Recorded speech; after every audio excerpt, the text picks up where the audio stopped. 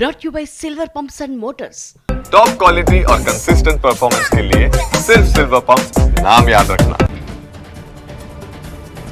ఇవాళ ఉదయం 11 గంటలకు సీఎం రేవంత్ రెడ్డి అధ్యక్షతన సీఎల్పీ భేటీ జరగనుంది. శంషాబాద్ నోవెటల్లో సమావేశం కానున్నారు సీఎల్పీ నేతలు. భూభారతి, సన్నబియ్యం, ఇందిరమ్మ ఇళ్లు, ఎస్సీ వర్గీకరణపై సీఎల్పీ మీటింగ్ లో చర్చించనున్నారు. ఇవాళ ఎస్సీ వర్గీకరణపై కేబినెట్ సబ్ కమిటీ సమావేశం కానుంది. కమిటీ చైర్మన్ ఉత్తమ్ కుమార్ అధ్యక్షతన జరిగే ఈ సమావేశంలో వర్గీకరణ అంశాలపై చర్చిస్తారు. తెలంగాణలో భూభారతి పోర్టల్ అమల్లోకి వచ్చింది. భూభారతి పోర్టల్ ని ప్రారంభించారు ముఖ్యమంత్రి రేవంత్ రెడ్డి. 4 మండలాల్లో భూభారతి ప్రయోగాత్మకంగా అమలు చేశారు. మద్దూర్, నేలకొండపల్లి, వెంకటాపూర్, లింగంపేటలో అమలు చేశారు. ఈ నెల 17 నుండి 4 మండలాల్లో రెవెన్యూ సదస్సులు నిర్వహించనున్నారు. మొత్తం 69 లక్షల రైతు కుటుంబాలకు భూభారతి అంకితం చేస్తున్నామన్నారు సీఎం రేవంత్ రెడ్డి. తెలంగాణలో జరిగిన పోరాటాలన్నీ కూడా భూమి చుట్టూ తిరిగాయన్నారు. జల్ జంగిల్ జమీన్ నినాదంతో కుమరం భీం పోరాటం చేశారన్నారు. ధరణి కారణంగా తహసీల్దార్పై దాడి జరిగిందని గుర్తు చేశారు. జంట హత్యలు జరిగాయని చెప్పారు. రెవెన్యూ సిబ్బందిని దొంగలుగా చిత్రీకరించారని తెలిపారు. ప్రజాభిప్రాయాన్ని సేకరించి చట్టాన్ని తయారు చేశామని చెప్పారు రేవంత్. గిగ్ వర్కర్లకు తెలంగాణ ప్రభుత్వం భరోసా ఇచ్చింది. ఉద్యోగ భద్రత, బీమా కల్పనకు ప్రత్యేక బోర్డు ఏర్పాటు చేసింది. ముసాయిదా బిల్లు రూపొందించింది కార్మిక శాఖ. ప్రజాభిప్రాయ సేకరణ అనంతరం తుది రూపు రానుంది. మే 1న బిల్లు అమల్లోకి వస్తుంది. దాంతో 4 లక్షల మందికి లబ్ధి చేకూరనుంది. ఇవాళ ఉదయం 11 గంటలకు ఏపీ కేబినెట్ సమావేశం జరగనుంది. అమరావతి 2వ విడత భూసేకరణపై చర్చించబోతోంది కేబినెట్. సిఆర్డీఏ నిర్ణయాలకు కేబినెట్ ఆమోదం తెలపనుంది.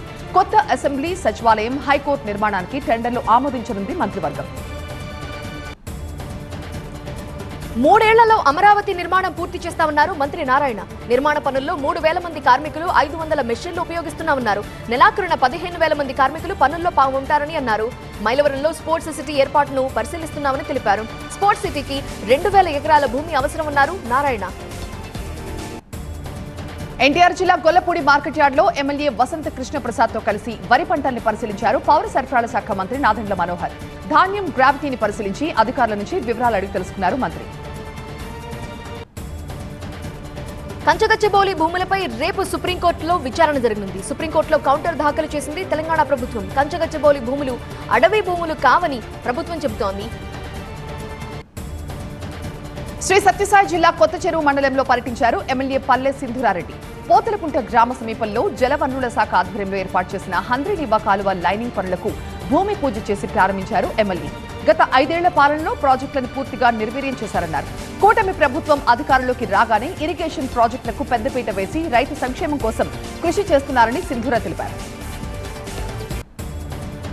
ప్రేమ్ సాగర్ రావు వ్యాఖ్యలపై గడ్డం వినోద్ స్పందించారు. మంత్రి పదవులు ఇచ్చేది అధిష్టానమే అన్నారు గడ్డం వినోద్. ప్రేమ్ సాగర్ రావుకు తామెప్పుడు అడ్డుపడలేదని అన్నారు.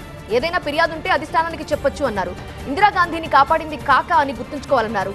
కాంగ్రెస్ కు తాము ఎలాంటి నష్టం చేయలేదని వినోద్ స్పష్టం చేశారు. కాంగ్రెస్ ఎన్నికల ముందు ఇచ్చిన హామీలను నెరవేర్చాలని ఎమ్మెల్యే ప్రశాంత్ రెడ్డి డిమాండ్ చేశారు. కళ్యాణ లక్ష్మి, తులం బంగారం హామీలు ఏమయ్యాయంటూ ప్రశ్నించారు. కాంగ్రెస్ ప్రభుత్వం అధికారంలోకి వచ్చి 16 నెలలైనా హామీలు అమలు చేయలేదంటూ ఎద్దేవా చేశారు. ముఖ్యమంత్రి వెంటనే కళ్యాణ లక్ష్మి, షాదీ ముబారక్ లబ్ధిదారులకి తులం బంగారం ఇవ్వాలంటూ డిమాండ్ చేశారు ప్రశాంత్ రెడ్డి. వక్ఫ్ బిల్లుపై వైసీపీది వింత నాటకం అన్నారు బీజేపీ ఏపీ ఉపాధ్యక్షుడు విష్ణువర్ధన్. వైసీపీ హయాంలో వక్ఫ్ భూములు లూటీ అయితే అప్పుడు ఎందుకు కళ్లు మూసుకుని ఉన్నారని ప్రశ్నించారు. ఇప్పుడు ముస్లింల రక్షకుల్లా వైసీపీ నటిస్తోంది అన్నారు. వక్ఫ్ ఆస్తులను కబ్జా చేసిన వారిని కాపాడేందుకే సుప్రీంకోర్టులో పిటిషన్ వేశారని విష్ణువర్ధన్ రెడ్డి ఆరోపించారు. హైదరాబాద్ లోని చాదర్ఘాట్ మినీ బ్రిడ్జ్ రోడ్డుపై హైటెన్షన్ విద్యుత్ వైర్ తెగిపడింది. ఒక వాహనదారుడికి త్రుటిలో పెద్ద ప్రమాదం తప్పింది. విద్యుత్ వైర్ తెగిపట్టడంతో రోడ్డుపై వాహనాలన్నీ ఎక్కడొక్కడ ఆగిపోయి ట్రాఫిక్ జామ్ అయింది. ఎస్ఎల్బీసీ టన్నెల్లో 53వ రోజు కూడా తవ్వకాలు కొనసాగుతున్నాయి. డేంజర్ జోన్ వరకు ఆక్సిజన్ వెంటిలేషన్ పొడిగించారు. డేంజర్ జోన్ మినహా మిగిలిన ప్రాంతాల్లో తవ్వకాలు చేస్తున్నారు. త్వరలోనే తవ్వకాలు పూర్తి చేసేలాగా కార్యాచరణ రూపొందించారు. గల్లంతైన 6గురి ఆచూకీ కోసం ఇంకా అన్వేషణ కొనసాగుతోంది. నంద్యాలలో అంతర్జిల్లా దారి దోపిడీ దొంగ అరెస్ట్ అయ్యాడు. నంద్యాల, గుంటూరు నగరాల్లో పలు దోపిడీలు, చోరీలకు పాల్పడ్డాడు నిందితుడు హనుమంతు. నిందితుడి నుండి 5 తులాల బంగారం, 30 తులాల వెండి, 12,000 రూపాయల నగదు, వేటకొడవల్ని స్వాధీనం చేసుకున్నారు పోలీసులు. హనుమంతుపై గతంలో 21 కేసులు నమోదయ్యాయి. డాక్టర్ బిఆర్ అంబేద్కర్ జయంతి సందర్భంగా ఎస్సీ ఎస్టీ నాయకుల ఆధ్వర్యంలో 125 అడుగుల అంబేద్కర్ విగ్రహం వరకు జై భీమ్ ర్యాలీ నిర్వహించారు. ఎస్సీ కార్పొరేషన్ మాజీ చైర్మన్ పిడమర్తి రవి ఆధ్వర్యంలో సూటు బూటుతో జై భీం ర్యాలీ చేపట్టారు. గిరిజన శక్తి ఆధ్వర్యంలో లంబాడాలు సంప్రదాయ వస్త్రధారణతో మహనీయుల చిత్రపటాలని గుర్రం బండిపై ఊరేగింపుగా తీసుకెళ్లారు. రాజ్యాంగం ప్రమాదంలో పడిందని దానిని కాపాడుకోవాల్సిన బాధ్యత ప్రతి ఒక్కరిపై ఉందన్నారు పిడమర్తి రవి. శ్రీ సత్యసాయి జిల్లా పుట్టపర్తి జిల్లా పోలీస్ కార్యాలయంలో సోషల్ మీడియా పోస్టులపై ఎస్పీ రత్న సీరియస్ అయ్యారు. కదిరిలో సోషల్ మీడియాలో రెండు మతాల మధ్య విద్వేషాలు రెచ్చగొట్టేలా పోస్ట్ చేసిన ఓ వ్యక్తిని అదుపులోకి తీసుకున్నారు. సీఐతో సంభాషించిన మాటల్ని ఆర్ఐ సోషల్ మీడియాలో పోస్ట్ చేసి గొడవకు కారణమయ్యాడని ఎస్పీ తెలిపారు. మత విద్వేషాలు రెచ్చగొట్టేలా పోస్టులు పెట్టిన వారిపై కఠిన చర్యలు తప్పవని హెచ్చరించారు ఎస్పీ.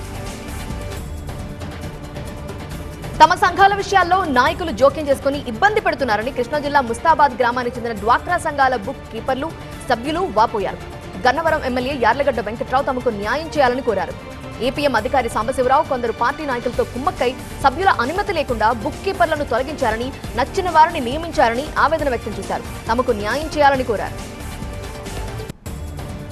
విద్యా వైద్యంతో పాటు ఆర్థికంగా వెనుకబడిన వారికి చేయూత అందించేందుకు తన కుమారుడి పేరుపై ట్రస్ట్ ప్రారంభించినట్లుగా సినీ నటుడు బాబు మోహన్ తెలిపారు.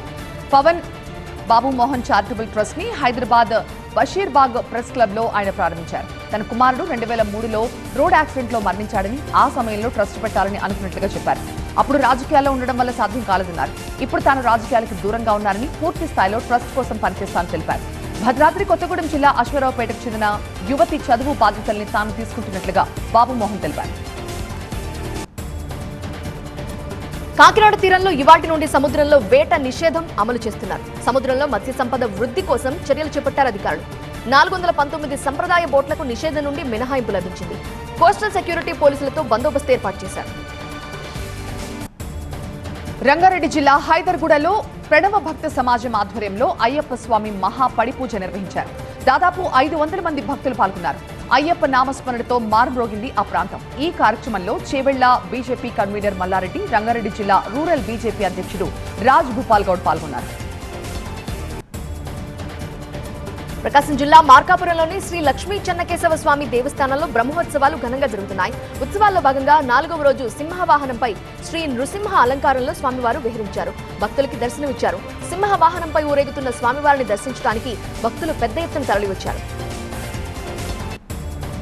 కర్నూలు జిల్లా ఆస్పర్ మండలం చిన్నహోతూరులో శ్రీ సిద్ధారామేశ్వర స్వామి రథోత్సవం వైభవంగా జరిగింది. చివరి రోజు శివపార్వతులకి ఆలయ ప్రాంగణంలో కళ్యాణం జరిపిస్తారు. స్వామి కళ్యాణంలో భాగంగా పూజారి భక్తులని కాలుతో తన్నే ఆచారం పాటిస్తున్నారు. భక్తులు కొన్ని తప్పులు చేయడంతో వీరభద్ర స్వామికి కోపం వచ్చి పూజారి రూపంలో కాలుతో తన్నుతారని ఆలయ చరిత్ర చెబుతోంది. పూజారి కాలుతో తంతే మోక్షం లభిస్తుందని భక్తుల నమ్మకం. ఏపీలో రానున్న 3 రోజుల పాటు వర్షాలు కురవనున్న ఇవాళ శ్రీకాకుళం, విజయనగరం, మన్యం, అల్లూరి, అనకాపల్లి, కాకినాడ, ప్రకాశం, నంద్యాల, అనంతపురం జిల్లాల్లో వర్షాలు కురవనున్నాయి. పిడుగులతో కూడిన వర్షాలు పడే అవకాశం ఉందని వాతావరణ శాఖ తెలిపింది. ఇవాళ తెలంగాణలోని పలు జిల్లాలకు వర్ష సూచన చేసింది వాతావరణ శాఖ. భూపాలపల్లి, ములుగు, కొత్తగూడెం, ఖమ్మం, నల్గొండ, హన్మకొండ, నాగర్ కర్నూలు జిల్లాల్లో మోస్తరు వర్షాలు కురుస్తాయని వాతావరణ శాఖ అధికారులు సూచించారు. హైదరాబాద్ లో బంగారం, వెండి ధరలు స్థిరంగా కొనసాగుతున్నాయి. 24 క్యారెట్ల 10 గ్రాముల బంగారం ధర 96,950 రూపాయలుగా ఉంది. 22 క్యారెట్ల 10 గ్రాముల బంగారం ధర 89,780 రూపాయలుగా ఉంది. కిలో వెండి ధర 97,450 రూపాయలు పలుకుతోంది. కులగణనపై చర్చించేందుకు ఒక్కలిగా ఎమ్మెల్యేలతో కర్ణాటక డిప్యూటీ సీఎం డీకే శివకుమార్ సమావేశమవుతున్నారు. ఆయన నివాసంలో ఈ సమావేశం జరగనుంది. కర్ణాటక కుల లెక్కల్లో ఒక్కలిగ సామాజిక వర్గం జనాభా 61 లక్షలుగా ఉంది. కేంద్ర మాజీ మంత్రి, రాష్ట్రీయ లోక్ జనశక్తి పార్టీ అధ్యక్షుడు పశుపతి కుమార్ పారస్ ఎన్డీఏకి గుడ్ బై చెప్పేశారు. నమ్మకమైన మిత్రుడిగా ఉన్నప్పటికీ తనకు అన్యాయం జరిగిందని తెలిపారు. తప్పనిసరి పరిస్థితుల్లోనే తాను జనం మధ్యకు వెళ్తున్నట్లుగా పారస్ ప్రకటించారు. బెంగాల్ అసెంబ్లీకి వచ్చే ఏడాది జరిగే ఎన్నికలు రాష్ట్రపతి పాలనలో జరగాలని బీజేపీ నేత సువేందు అధికారి డిమాండ్ చేశారు. ముషీదాబాద్ జిల్లాలో ఇటీవల జరిగిన హింసతో రాష్ట్రంలో శాంతి భద్రతలు పూర్తిగా దిగజారిపోయాయని ఆరోపించారు. ముంబై పేలుళ్ల సూత్రధారి తహూర్ రాణాని ఎన్ఐఏ అధికారులు ప్రతిరోజు దాదాపు 10 గంటల పాటు విచారిస్తున్నారు. ఢిల్లీలోని ఎన్ఐఏ ప్రధాన కార్యాలయంలో ఉన్న హై సెక్యూరిటీ సెల్లో ప్రస్తుతం రాణానుంచారు. రాణా ఒక పెన్, కొన్ని కాగితాలు, ఖురాన్ అడిగారని, వాటిని తాము సమకూర్చామని ఎన్ఐఏ అధికారులు వెల్లడించారు.